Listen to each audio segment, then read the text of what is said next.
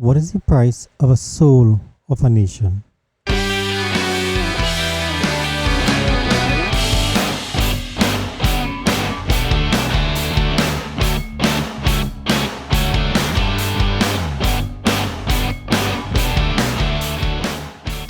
And welcome back, folks, to another episode of Viewpoint, the Heeraman podcast. This is episode number 35. And let me take this opportunity to welcome back everyone, all my old listeners and all my new listeners, to another episode. Remember, folks, this podcast is also available on all major podcasting apps, including YouTube, Google Podcasts, iTunes, Twitter, and Spotify for all our international friends. Remember, Spotify is going to allow listenership to the Caribbean in the not too distant future. So stay tuned. You guys can listen to this podcast as well on Spotify. What a week we've been having, folks. What a week. I mean, everyone is all caught up with vaccine and the last press conference that the Prime Minister made. I'm not quite sure if I could call that press conference. I have my own take on that. And hopefully I'll get the opportunity to say something on that. But as everyone is all caught up on the vaccine crisis that's taking place in Trinidad and Tobago, who giving us vaccine, who not giving us vaccine, I think a critical point that is being missed here is what took place between a meeting with the Prime Minister of Trinidad and Tobago, Dr. Keith Rowley, and the President of China. I started off this podcast by asking, what is the price of the soul of a nation? What is the price of the soul of any individual? I mean, what would you do to have your freedom? What would you do to ensure your survival? I mean, what price are you willing to pay to ensure your survival? And are you willing to give up or forego the lives of one person? What about 10 persons? What number are you willing to be comfortable with? Because I talk about all of this for one particular reason. On the evening of March 16, 2021, the President of China, Xi Jinping, had a conversation via the phone with the Prime Minister of Trinidad and Tobago. And according to the Ministry of Foreign Affairs from China, from their website, the Prime Minister of Trinidad and Tobago made certain policy positions to the President of China.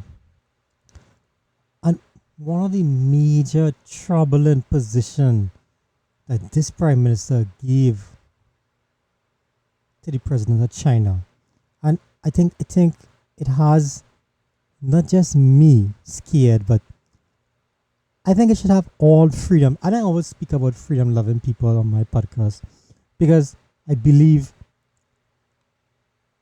freedom can't be purchased. I just don't think it can be purchased.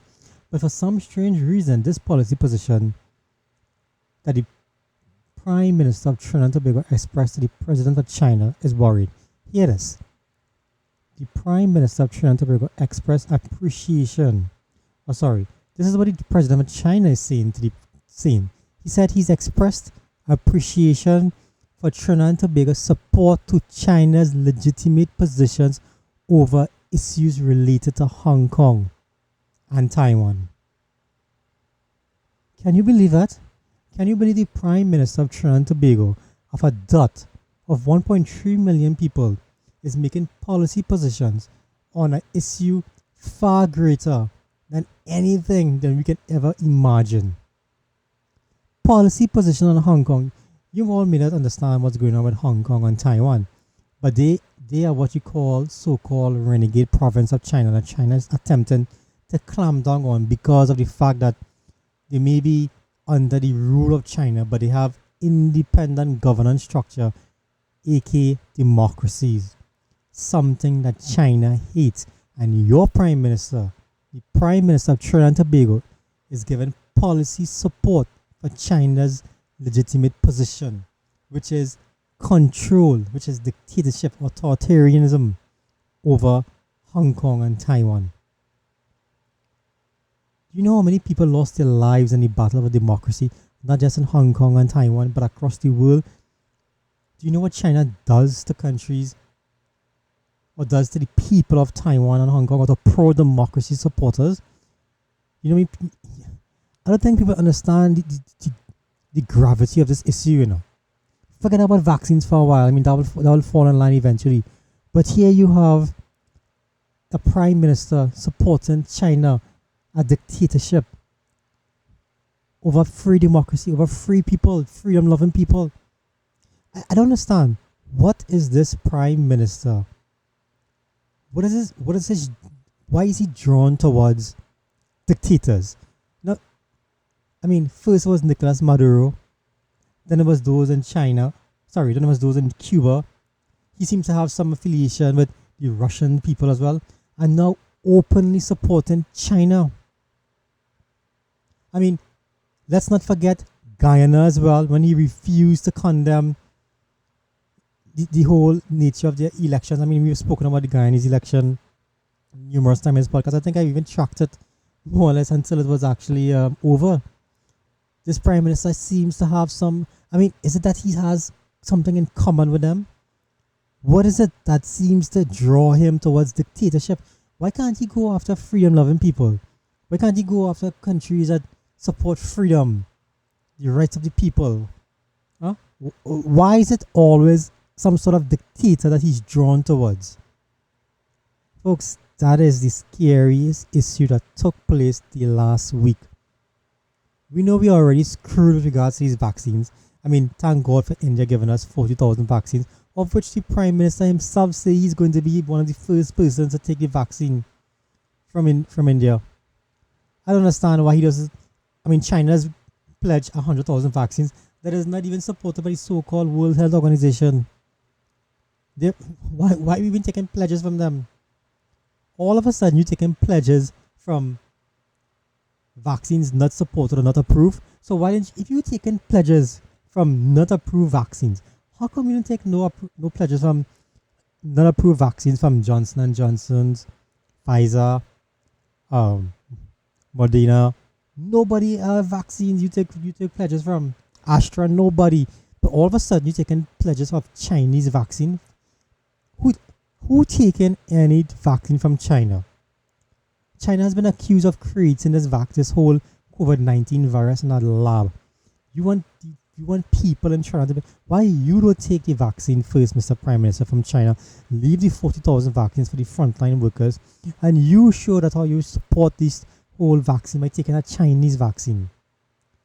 I mean, this, like I said, this whole nature of this whole support for China and this Prime Minister affection for what's dictators, that is the main issue of last week. That is the main issue. And I think we in Trinidad and Tobago, we better be prepared for the backlash that is going to come our way for our continued involvement in issues far greater than we can imagine. We don't even have our own system in Trinidad and Tobago clear. We can't even get water to people. We're talking about Hong Kong and Taiwan and policy decisions in those countries. You're talking about supporting Nicolas Maduro, another dictator in Venezuela. You can't get water to people. This isn't... You can't even have smooth roads for crying out loud. I mean, we in this country are going to feel a major backlash. Don't think it's going to come openly. It's going to come just like a thief in the night. You see how your foreign currency availability in Trinidad because is dying very soon. You see how businesses are pulling out of this country. The energy companies refuse to make an investment or refuse to settle with NGC with regards to gas prices and all that stuff.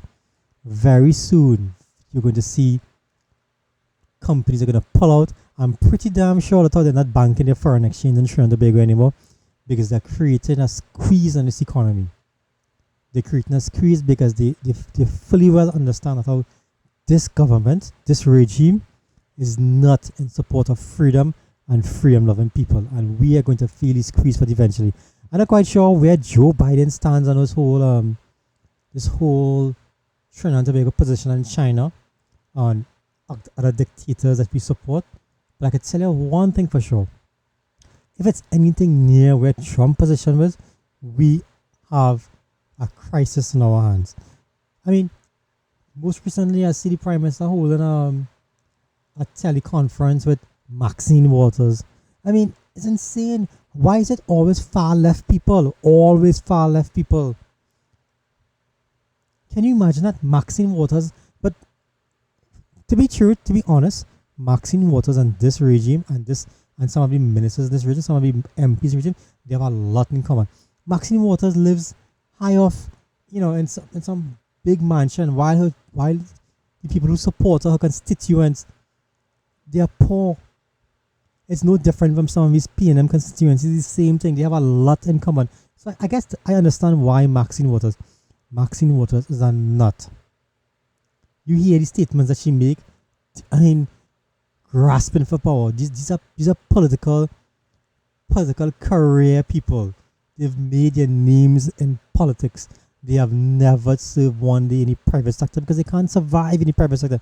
They depend on the state resources and federal resources to survive.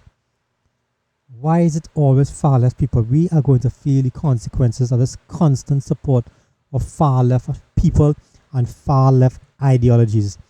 We believe, the right thinking people in this world believe in freedom too much to allow these missteps to go unchecked, and we will feel the consequences in the near future. I am sure about it.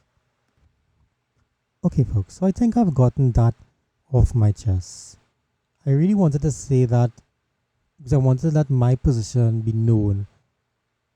I wanted to tie the dots with regards to all this constant support for dictatorship, but I've gotten that off my chest. So I guess we can move on to something now. Let's talk about something else.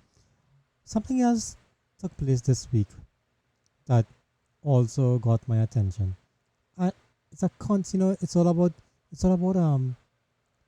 drawing the line, or when we were younger, we had these coloring books whereby we had to draw the lines on the dots and to make an image in the final analysis. It's all about that with regards whenever one has to analyze anything that this government does. It's always a bunch of dots, and when you finally connect the dots, you realize it's nothing pretty that you appreciate, nothing whatsoever. And most recently, this Prime Minister had a press conference and media briefing. But I want to ask this question. Why is it? No. Let me rephrase that. Let me start off by saying I think we have a crisis of leadership in this country. Tell me something. Why is it that every time we have a leader coming out there to speak to us, to speak to we the people, to speak to the citizens, the law-abiding citizens of the country, they always feel the need to speak down to us, to buff us, to come across as though it's some sort of Bajanism that they're trying to suppress us into doing what they say to do. They don't respect the free will, the independent thought process of people. Why is it that they always come across as though they're some sort of long time Bajan? That's probably how they come across. It's always like if. Okay, let me give an example. The Prime Minister. Do you guys hear this press briefing / press conference, whatever it was? I don't know what to call it. How he speaks to the population, and I have a problem with this Prime Minister in the way how he speaks to us, how he speaks to the folks out here, how he speaks to women. I have a significant problem with that.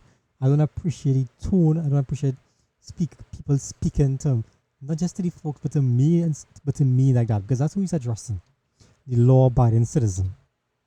When you could openly threaten people about the numbers of the COVID-19 is rising. What are you talking about rising?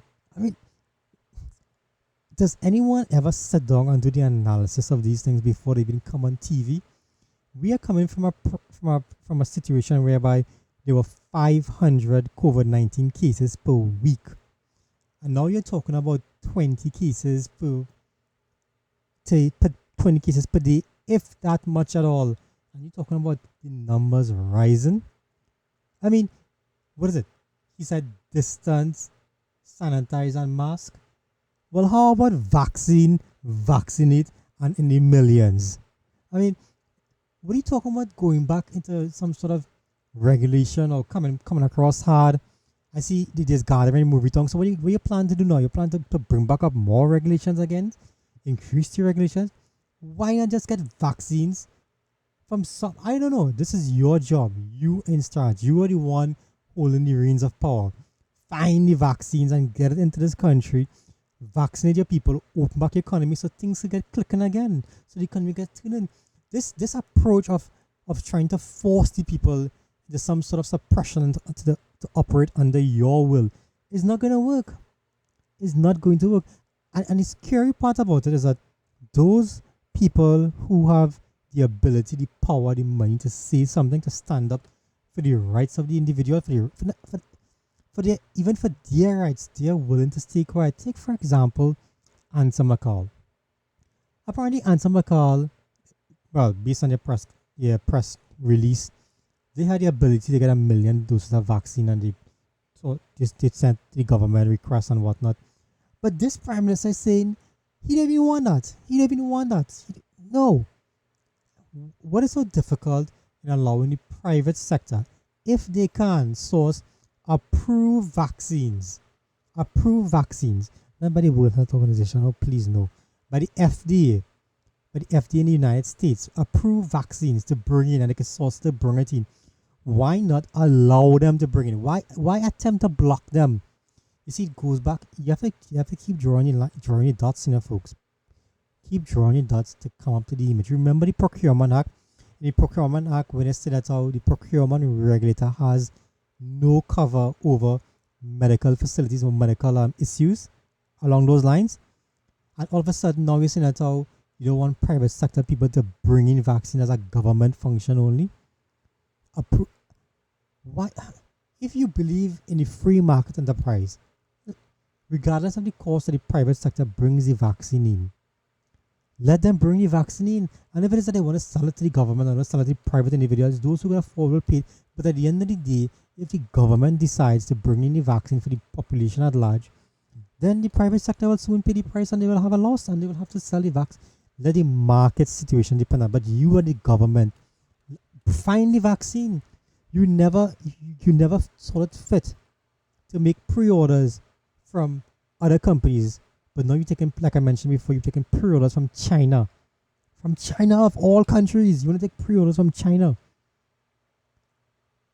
I don't understand this, but let's go back to the whole topic about how the prime minister and how the people in leadership of this regime addressed us. Take for example, the commissioner of police with regards to Easter. I've dealt with this commissioner of police so much in this podcast, it's annoying to me now. But all of a sudden, the COVID-19 police / traffic branch decided how they are going to clamp down on Easter vacation and allow no gathering and all that. And it's a tone. I sometimes wonder if they feel that how the majority of people in Trinidad and Tobago don't believe in the law. They don't support the law process. It's always as if you're talking to us as though it's our intention to break the law. But lo and behold, you can have, what is he now? Superintendent Alexander, the Attorney General, going through some sort of some social media show, arm wrestling, no mask and anything else. But anybody else would have done that, and you know what was going to happen to them. You know how the COVID-19 police is going to come down on them. You know how the so-called commissioner of police was going to come down on them. But lo and behold, is it badgerism? They can do it, but you can't. When you even try to come out and say something, they come down to beat you. It doesn't augur well for the international community to see a so-called democracy like Trinidad and Tobago operating like this. You think the ambassadors of these countries don't report back to their governments and let them know what's going on so that they can know what policy position to take on this regime? These are the small details that people don't pay attention to. You want to ban marches, you want to ban vigils, you want to ban all sorts of different things, ahead of the holiday weekend. But you can't solve crime. You can't solve murders. You can't solve robberies. Your big thing now is to come on TV and talk about COVID-19 regulations, Commissioner of Police. It doesn't make sense. We had a situation where now Guyana, imagine that Guyana is about to vaccinate 10,000 persons daily for those above the age of 40 years and older. We are nowhere near that. Our solution to the COVID-19 so-called crisis is regulations, social distancing, things that are long far gone. First world nation, long far gone. We still trying to fight and beat people into obeying those policies and those guidelines. Well, we should be looking to get out of that. To get out of that, to get far away from that as we possibly can. We're looking at tightening those restrictions. Like I said, I saw a movie Tong has I think it's some movie showing now on this gathering. I suspect that they're going to try and do something with regards to cinemas to clamp down on them again to prevent them from having gathering because everybody knows you get COVID-19 when you go to the cinema, right? That's what's good. If you're getting cinema, you get in the beach, you get when you go for the Easter vacation, right? I suspect the police will be patrolling the beaches with their big firearms looking for all those people who are not social distancing. We've got to prevent COVID-19. The murderers and drug dealers getting away, but COVID-19 regulations being breached is the major issue. This country has it all wrong. I mean, if one were to even think about this country as a body itself, they would say that this place is a madhouse. Or we have all our policies, everything all screwed up. We don't know what to put first, and whatever we do decide to put first is never the right thing. But we continue on. We just keep going. We just keep going on. Nothing seems to make sense. Nothing is going on, but we carry on our merry way. So there are a couple other topics I want to talk on before I close up this episode because I can tell I'm far reaching my time that I say I want to keep these podcasts at. First of all, I want to talk about this whole issue as it relates to the sedition law. I saw the Court of Appeal has now reinstated the sedition law, that is, and they have struck down the High Court judge who ruled that the law was unconstitutional. Now, I've always learned that laws that are passed from independence time, they were saved laws and they cannot be altered. But apparently, the attorneys who are representing the Satmaraj, the SDMS, they are now going to the Privy Council to challenge the sedition laws. Now, the sedition law was a saved law, and it's interesting to see how the Privy Council is going to rule on this matter when it does finally reach them. Because, like I said, we've always been taught that saved laws cannot be changed and they have to be altered only in Parliament, and the court has no jurisdictions over those laws per se.